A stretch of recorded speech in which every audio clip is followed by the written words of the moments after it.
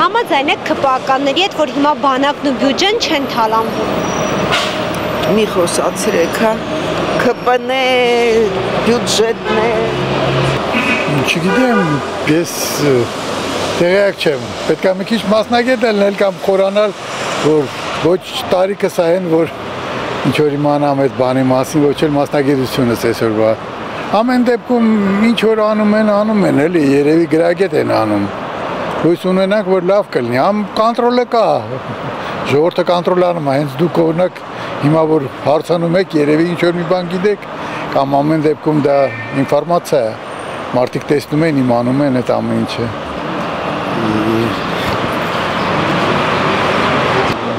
Ամեն ինչն էլ թալանվում է։ Իրենք պնդում են, որ հիմա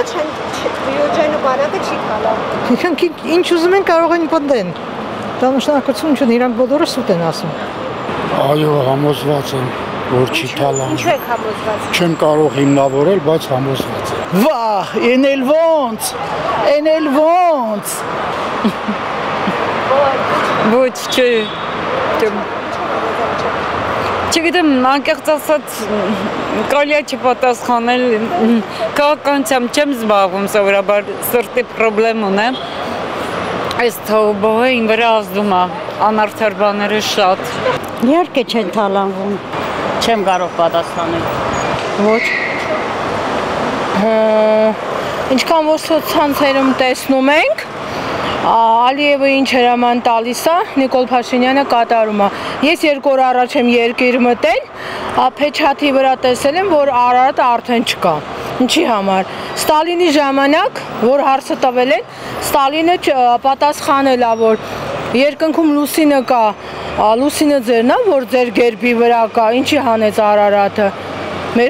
Մեր դարավոր դա սիմվոլն էր։ Ես ոնց նայում եմ, ինքը տանում է դեպի թուրքացման։ Կամ երկրորդ հարցը, ցեղասպանության մեր հուշահամալիրը ինչ վիճակում է։ Գիտեք ինչ կա, 15 թվականին, երբ որ տոնվեց 100-ամյակը ցեղասպանության, թող Նիկոլ Փաշինյանը լսի, տոնվեց 100-ամյակը, 10 երկիր ճանաչեց մեր ցեղասպանությունը, չէ՞։ Ինչի 15 թվականից հետո ինքը դարձավ դեպուտատ եւ ինչի ինքը հենց մտավ ազգային ժողով, առաջի հարցը եղավ ՕԴԿԲ-ից դուրս եկեք։ Ամենաառաջի հարցը իրա դա է եղել։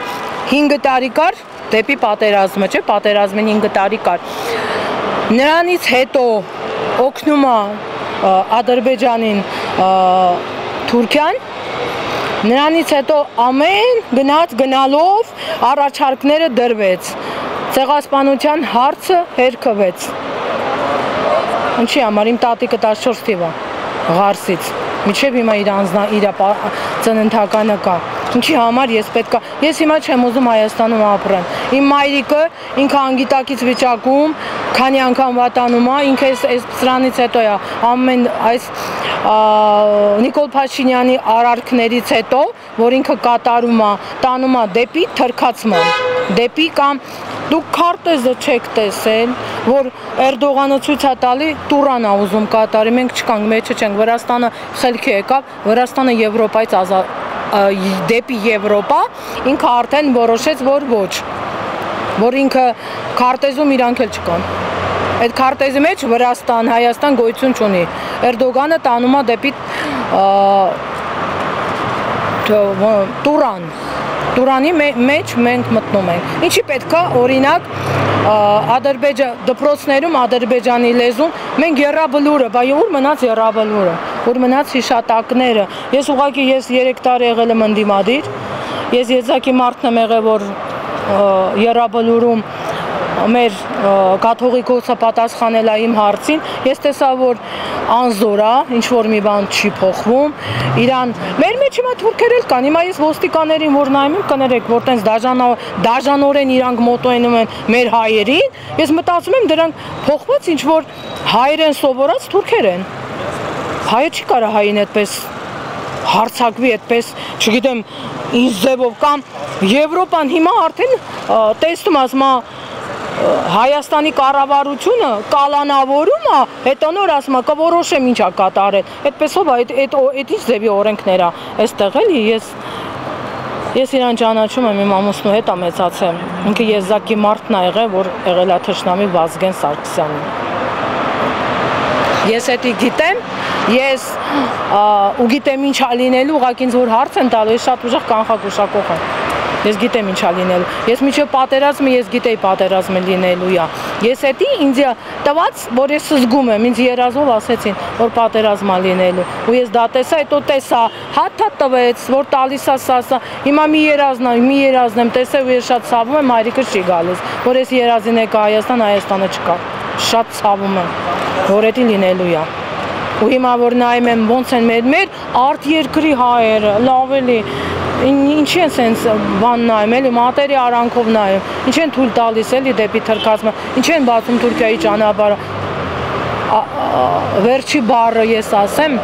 Եռաբլուրի արխիտեկտորը, ես ասել եմ դա Եռաբլուրում, Նիկոլ Փաշինյան, Ալիև եւ Էրդողան,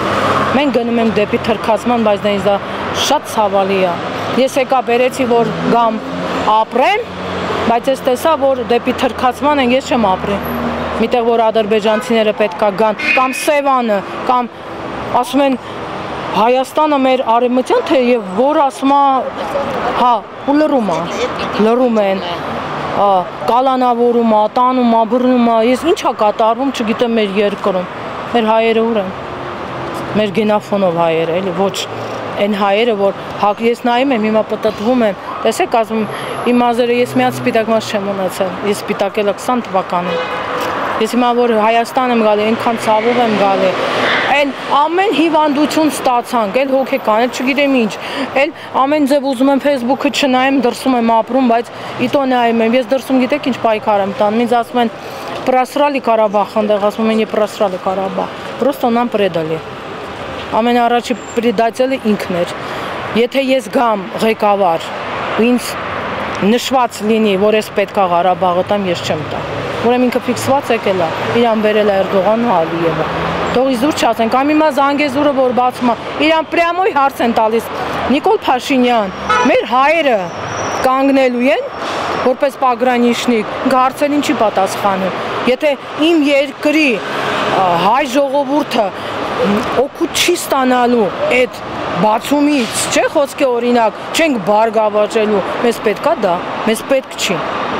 Ես տենց եմ հասկանում։ Ես ուղղակի ուզում եմ ասեմ, թող հայերը լսեն միանան, որ թրքածման չգնան, էլի ուղղակի, ցեղասպանությունը չմոռանան։ Մենակ դա, որ ամենացավալին է, հիմա նայում ենք ինչա, քանդում ասма վերանորոգում են։ Ես հիմա կտեսնեմ, ես դա հələ սպասում եմ, որ տեսնեմ դա վերանորոգելա, թե չի վերանորոգելու։